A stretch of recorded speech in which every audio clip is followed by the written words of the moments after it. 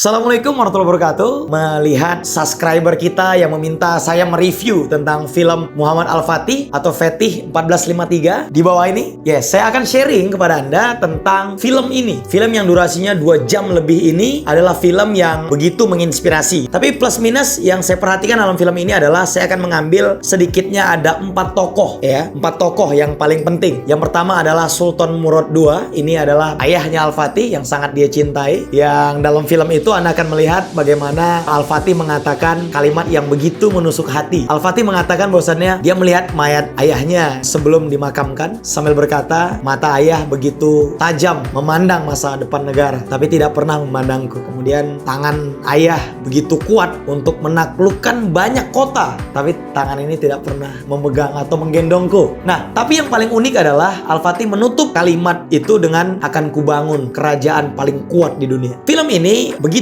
menginspirasi, tapi memang beberapa hal yang saya koreksi dari film ini adalah antara Hasan nanti dengan istrinya itu tidak terlihat pernikahannya kapan. Jadi ya kita anggap sajalah mereka sudah menikah gitu ya, karena di ujung ternyata Hasan meninggalkan calon baby ya, calon anak yang akan dilahirkan dari istrinya. Nah teman-teman, saya akan cerita di tokoh yang kedua, yaitu Al-Fatih. Ini yang sangat inspirasi gitu ya. Tadi yang pertama adalah Sultan Murad, ayahnya Al-Fatih, dan yang kedua adalah Mehmed. Saya akan cerita dulu tentang Sultan Mehmed ini atau Mehmed II ini. Mehmed ini lahir pada 30 Maret 1432 di Edirne. Edirne ini adalah ibu kota kerajaan Utsmaniyah sebelum Konstantinopel takluk dan akhirnya diganti nama menjadi Istanbul ya, yang hari ini menjadi ibu kota Turki. Nah, ini dia adalah anak kedua ya dari pasangan Sultan Murad II dan Humayun. Jadi Al-Fatih ini sebenarnya punya abang namanya Aladin, tapi kakak dari Al-Fatih meninggal di usia muda dan Al-Fatih yang harus naik tahta menggantikan ayahnya di salah satu kerajaan di bawah Utsmaniyah. Kemudian karena usianya yang begitu muda waktu itu, usia 12 tahun, Muhammad Al-Fatih tidak sanggup untuk memimpin dan akhirnya kembali lagi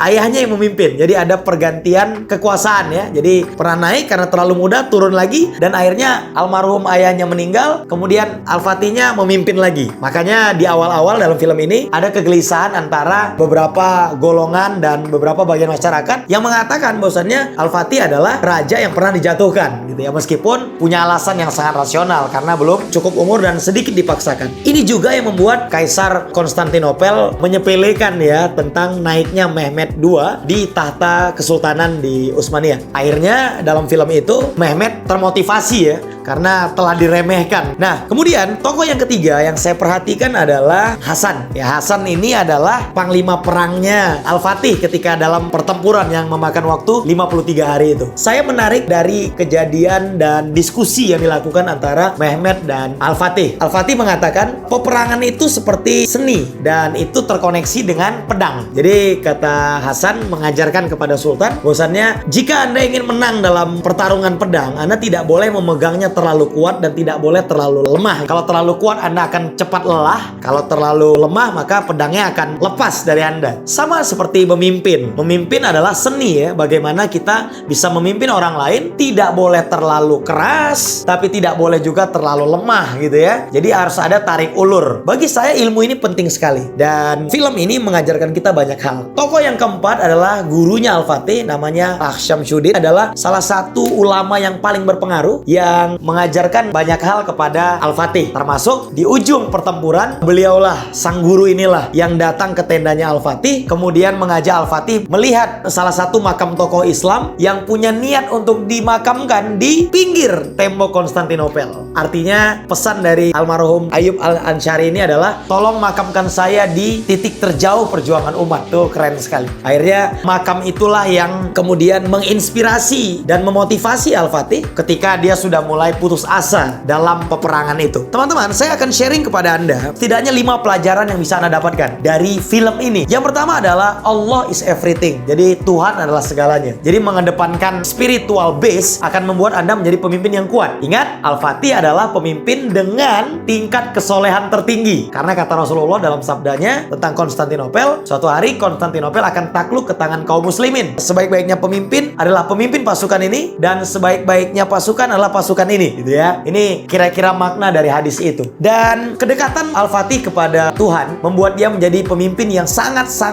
kuat. Yang kedua adalah high achievement, high kompetensi. Jadi kalau Anda ingin mendapatkan sesuatu, pelajaran dari film ini adalah miliki kompetensi yang tinggi. Capaiannya tinggi, kompetensinya tinggi. Tidak bisa maunya tinggi, kompetensinya rendah. Apa yang Al-Fatih lakukan? Dia mempelajari banyak bahasa, mempelajari teknik militer, teknik perang, teknik pedang, termasuk ilmu fikih, ilmu pengetahuan, dan lain-lain. Ini kompetensi. High kompetensi akan membuat Anda mudah untuk mendapatkan high achievement. Itu yang kedua. Yang ketiga adalah, ini paling unik ya, fokus kepada peradaban bukan kekuasaan. Ini pelajaran yang nampol kita, sebenarnya bisa memukul banyak pemimpin korup di negeri kita. Fokus kepada peradaban adalah ketika kita diamanahkan satu kepemimpinan, satu kekuasaan gitu ya.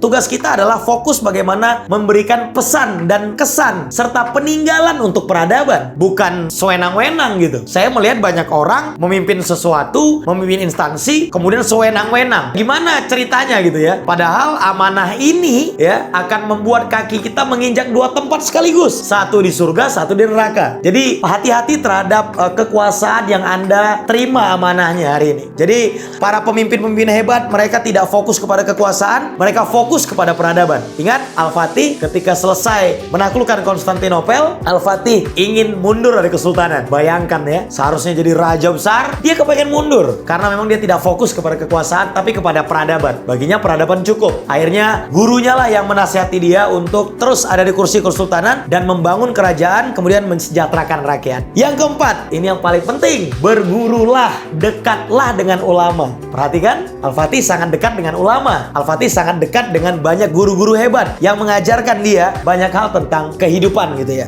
Yang kelima, ini yang paling unik, berdaya upayalah maksimal. Jadi doa yang tinggi, dekat dengan Allah, kemudian Anda berdaya ikhtiar yang maksimal akan mempertemukan dua hal ini. Dahsyat sekali. Nah, berdaya upaya maksimal ditunjukkan oleh Al-Fatih dengan menaikkan 70 kapal melewati bukit yang curam agar bisa masuk langsung melewati Golden Horn, titik terlemahnya kota Konstantinopel. Jadi kota Konstantinopel yang sangat indah ini dijaga oleh banyak prajurit, kemudian ditambah lagi ada besi yang menghalangi kapal yang ingin masuk ke titik terlemah kota Konstantinopel ini. Teman-teman, terus belajar, banyak nonton video-video, kemudian banyak nonton film-film yang positif, like, subscribe, dan komen, semua hal-hal positif sehingga terjadi tektok ya, terjadi take and give antara saya dan Anda, antara Anda dan saya, sehingga banyak orang yang bisa kita dengar, banyak orang baik yang bisa kita kumpulkan. Karena bagi saya, orang-orang baik harus menguasai sesuatu, orang-orang baik harus memiliki uang yang banyak, karena uang dan kekuasaan harus jatuh